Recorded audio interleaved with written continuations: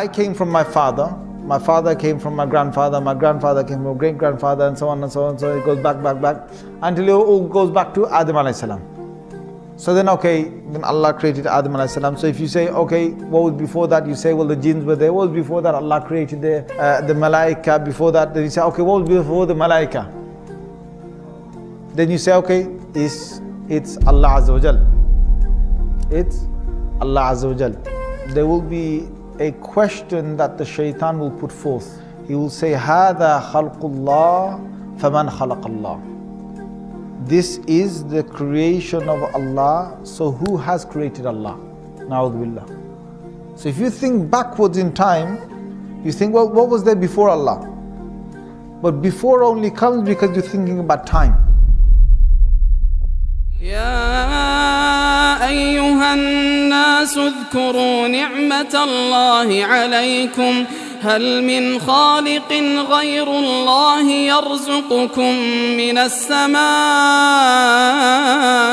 والأرض لا إله إلا هو فأنى تؤفكون.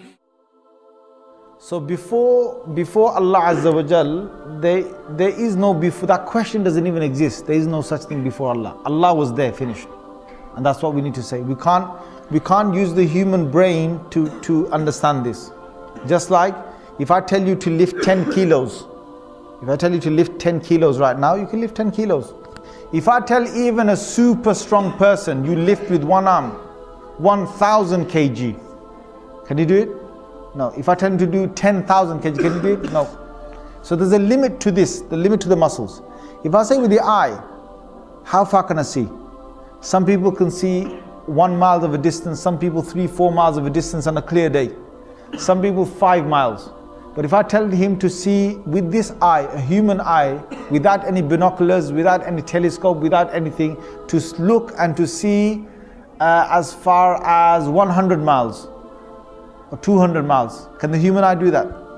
No. So the human eye is limited. The human muscles are limited. The ears, even if there's a massive explosion on halfway across the world or quarter way across the world, I can't hear that. The human ear can't pick that up. So we're limited. We're limited with hearing, with sight, with touching, with lifting, with walking, with energies. So we're limited with the brain. We're limited with the brain. There's so much a human can think. It's limited. So would me and you be able to know about the unseen world, about Allah, without any prophet? Yes or no? Yes or no? We can't. It's only through the prophets. So whatever the prophets now tell us about Allah, we have to trust it. The human can't bring now new arguments about Allah from himself. It won't work. Because the whole concept of Allah is not a man-made thing. Allah has sent prophets to the earth to talk about God. So if a question is now said about Allah Azza wa Jal, about who He is, what He was and so on, no human being can ever come and talk about God without a dalil and without a prophet evidence. You have to go through a prophet. So when philosophers, when scientists, when your normal ordinary human beings, they talk about God and that God must be this, God must be that, we do not accept the authority of anybody.